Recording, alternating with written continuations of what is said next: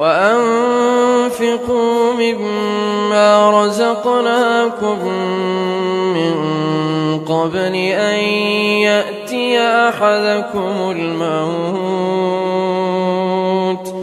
فيقول رب لولا أخرتني إلى أجل قريب فأصدق وأكن من الصالحين ولن يؤخر الله نفسا إذا جاء أجلها والله خبير بما تعملون.